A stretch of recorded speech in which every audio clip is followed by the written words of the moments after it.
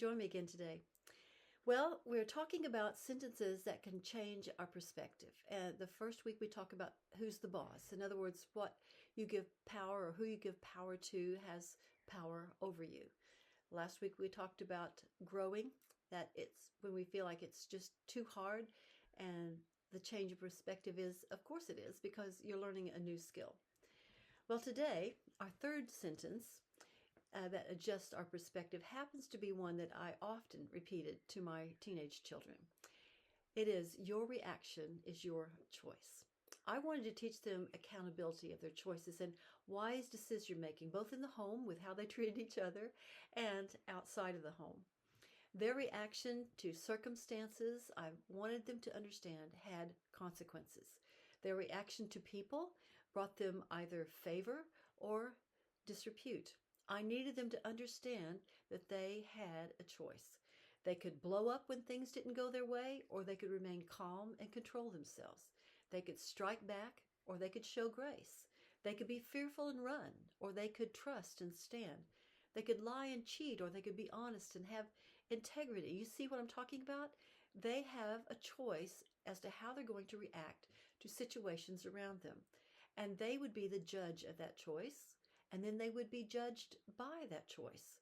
They developed a reputation by that choice, and they would be blessed by that choice. I wanted them to understand that their reaction was their choice. And I guess I ingrained it in them quite well because they've been teaching that to their children as well.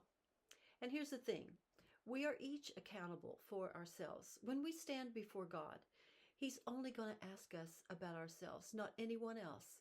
Only what we did, what choices we made, what reactions we had. And there will be no one else to blame. And blaming is a bad habit anyway. It never leads us to feeling good about ourselves, and it doesn't bring ultimate success in life.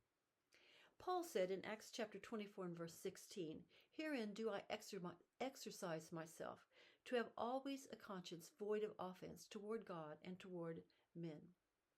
So holding yourself accountable is a powerful life skill. To exercise yourself means to make an effort to strive or to do something, and also means to form by art or to adorn. And I think that is beautiful.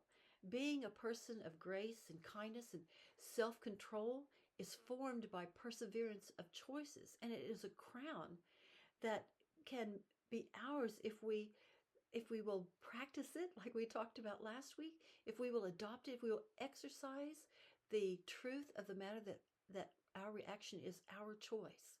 And sometimes it's hard for us to even understand that we can actually wear the beauty of that crown by the choices that we make. But Paul believed that his reaction was his choice, and he knew that his reactions affected his conscience and his testimony before God and others. He held himself accountable, and that's what this one is talking about. In Matthew chapter 12 and verse 37, Jesus says, "For by thy words thou shalt be justified, and by thy words thou shalt be condemned." And Jesus is saying the same thing. Your reaction, your choice of words is your choice.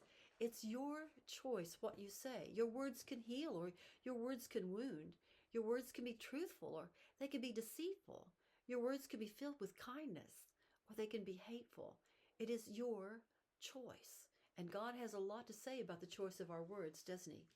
In Colossians chapter 4, verse 6, we read, "Let your speech be always with grace, seasoned with salt, that you may know how you ought to answer every man."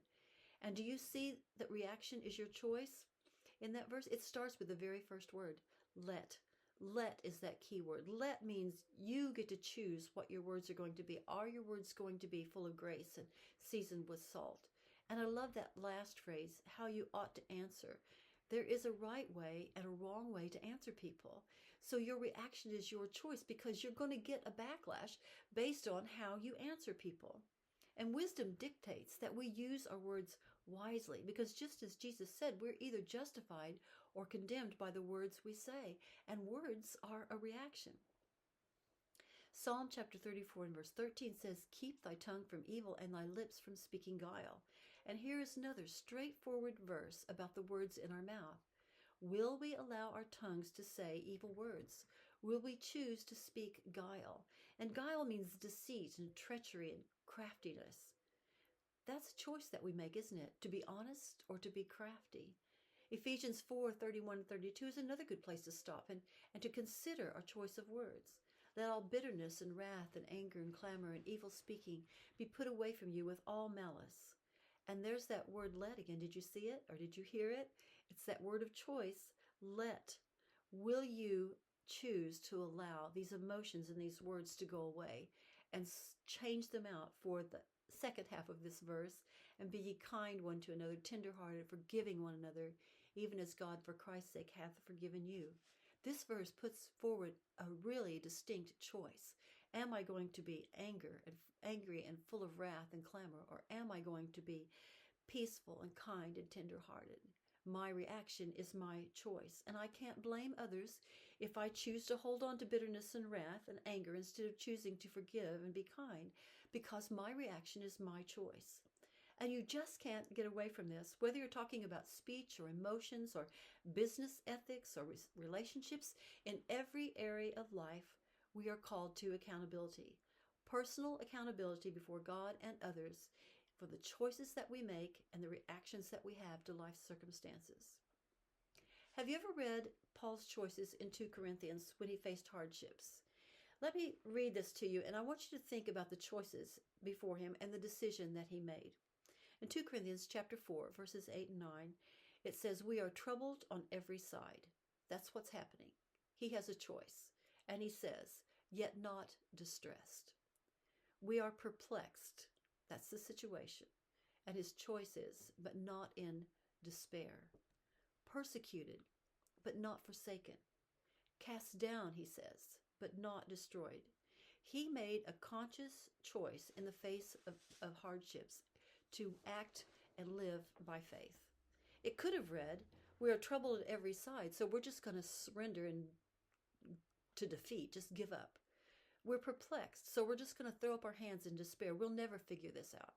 We're persecuted, so we're just going to have a pity party and feel sorry for ourselves. We're cast down, so we will just accept rejection and give up. And aren't you glad that he didn't view life this way? Aren't you glad that he shows us that we don't have to yield to life's hardships, but that we can choose to react in faith? And what does it look like to react in faith? And there's so much we could talk about here, but I want to just point you to a few verses in 1 Peter. 1 Peter chapter 1, verse 6 and 7 reads, wherein ye greatly rejoice, though now for a season, if need be, ye are in heaviness through manifold temptations, that the trial of your faith, being much more precious than of gold that perisheth, though it be tried with fire, might be found unto praise and honor and glory at the appearing of Jesus Christ. And did you see the choice of reaction? These people are in many temptations, and their faith is being tried. But what is their choice? Wherein you do greatly what? Rejoice. That was their choice. They chose to rejoice in the face of trials because they knew that the trying of their faith would bring honor and glory to God. And they knew that this trial was precious to God, and they wanted to yield to its blessing. Listen to verse 13. It says, wherefore, gird up the loins of your mind and be sober and hope to the end for the grace that is brought unto you. And the wherefore in that verse is the circumstances that they're facing and the truths that Peter has laid out between verses 7 and 13. And with these truths, he tells them how to act, the choice of reaction.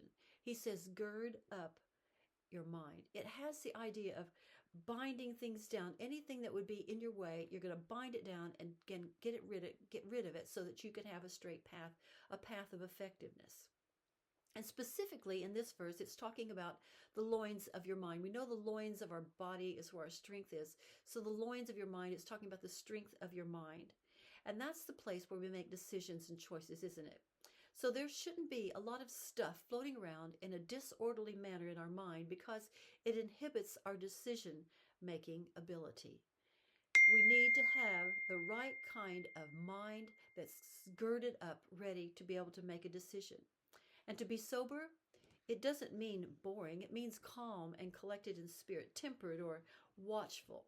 And this is exactly the type of spirit that must reign if we're going to learn and exercise self-control and the ability to properly discern choices and reactions. And this is the skill that I strove to instill in my children. And I believe it is a skill that God would have for all of his children. We're not to be hotheads or evil speakers or foolish. Our reaction is our choice. We have a choice.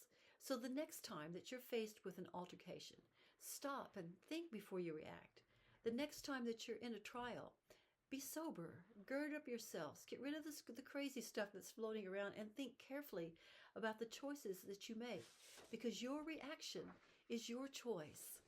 And I'll see you next week.